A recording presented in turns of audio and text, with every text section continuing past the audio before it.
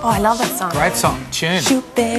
It's the stuff that office nightmares are made of, yet most of us, I know I have done this or come perilously close. Sending him an email because I can't live with this stupid promise I made and, you know, completely wrong information. I'm nipping this thing in the bud right now. And Sen, Will, is the best man I've ever...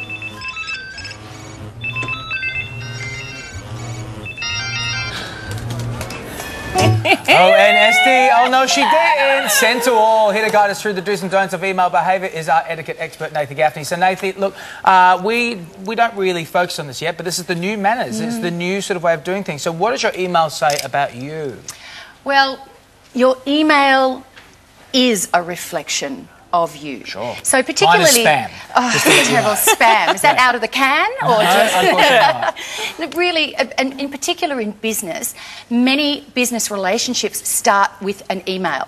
So just like in person, you'd really want to be perfecting the handshake, eye contact, yes, of course, warmth, all of that sort of thing. You really need to nail a good email style. There are so many people, we call them me-mailers, who are just inconsiderate about the recipient. And as you can see on the screen, you've got to get it right. You've got to put the subject of the email into the subject line. Hi or from Laura is not a subject. If you want to say, a good way of deciding what the subject is to say, right, the purpose of this email is blah, blah, blah, and then delete the purpose of this email is, and then you'll always get it right. Well, when should you avoid email and just pick up the phone or meet somebody? Anytime you feel that feeling in your gut, I don't want to talk to this person, is probably when you should talk to that person. No, that's when I send the email. I might even just tweet a photo of them. Look, you know, retrenchment, firing people, which is a horrible thing to do in anybody's language, delivering bad news, and not only should it be in person, but it shouldn't be in the middle of an open workplace.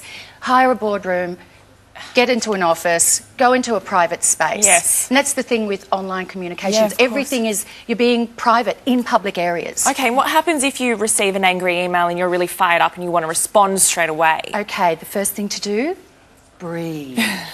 Breathe. It made me so angry and I put the caps locks on. I know, and that's the angry voice. And you can't, and that's tone. Everything's in capital letters. What you have to do is you read the email again and again and reread. And what you have to do is you have to separate the tone from the issues. And if you do have to carefully construct a response to an angry email, is write it in Word. Put it in a Word doc. That way you can save it. Because particularly... You don't slip and send. Yeah, particularly when people are busy too. If you pick up the phone or you go to the loo or whatever, you come back and you can delete it or you can send before it's ready. It's best to comprise these things into a Word doc beforehand. What if you're not BFFs with your client, but you're friendly enough with them? Can you just do a little kiss hug at the end? Of course. It might get you the deal. Well, look, it will. Here's the thing. How do you think I got this contract? Here's the thing. It's all about in context and being sensitive to what's appropriate. Yeah. If if you have that sort of friendly banter with a work colleague or someone in a different office or in a different country, then it's absolutely fine to share that warmth, that personal warmth. That's why emoticons were developed. Yeah. But the rule of thumb, just err on the side of caution. With anyone at a more senior management level than yourself, I would just say, when in doubt, chuck it out.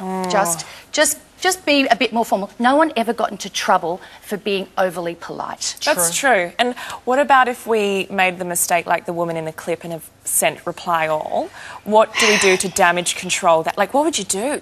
Well, do you know what? You just have to suck it up, basically. You have to fall on the sword and admit that you've been unprofessional, undignified, whatever. It takes between 2 and 4 years to reinvent, a tarnished reputation. Does it really? It does. So if you've actually done something like that, the best thing to do, damage control, is to acknowledge and accept responsibility for it straight away. You have to send that to reply all too. Sorry, everyone. Sorry, everybody. Kisses. Yes. Thanks so much. For more information on Nathy's modern manners, visit and log on to our website, pitchperfecttraining.com. It is essential. Thanks again. Good to see you. Thank you for having me. Coming up.